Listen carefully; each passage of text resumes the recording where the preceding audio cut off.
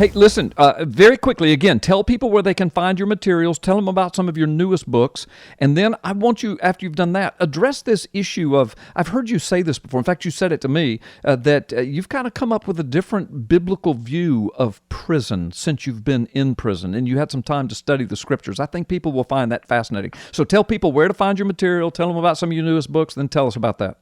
All right. Well, there's a website called Free, F-R-E-E, Kent, K-E-N-T, Hovind, H-O-V-I-N-D, freekenthovind.com. That has a lot of stuff about my ministry up there. There's a YouTube channel called Kent Hovind Live, L-I-V-E, that has, I do a broadcast every day that really is stirring up the atheists. And then there's 2peter3.com, the number 2, the word Peter, and the number 3. And the main website, drdino.com, D-R-D-I-N-O, which right now links straight to my son's website.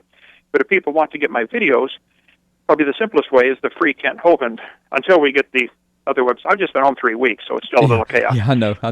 As far as prisons, I'm embarrassed. I've been a Christian 46 years.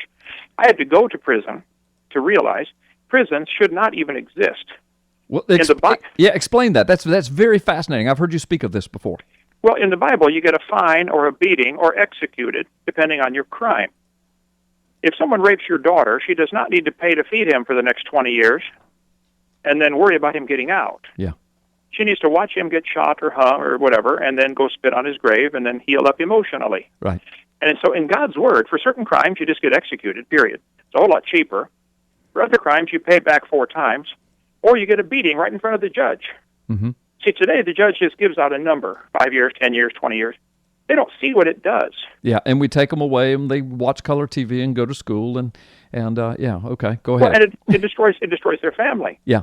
It destroys everything. Yeah.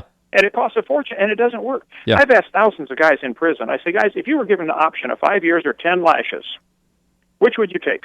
Well, the lashes. Which would be cheaper? The lashes. Which would be a better deterrent not to do it again? The lashes. Which would be better for your family? The lashes. You go home, you're sore for a week, and you still got your wife and kids and house and job. Here, they lose everything. This is one of the dumbest non-fixes for a problem ever invented.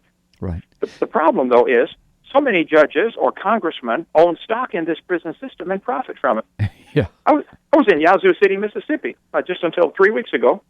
The land is owned by the governor, Haley Barbour. He leases it to the prison system, probably $100,000 a month. He's got a 99-year lease, and his son, Haley Barbour Jr., is the chief federal judge in Jackson, Mississippi. That just seems like a conflict of interest to me. It seems like it, just a little bit. Keep this place full. It's insane. I can't believe what the stuff I found. Like, what is wrong with us? So in the Bible, God says either find them, beat them, or kill them. But there's jails in the Bible, right? But it's always the heathen that did it. The Romans, the Egyptians, right? Never God. The only time you get locked up in the Bible is for leprosy for 7 days, and then you're either cast out of the society or you come back in. Right. The whole concept, it shouldn't exist. And like I said, I'm embarrassed.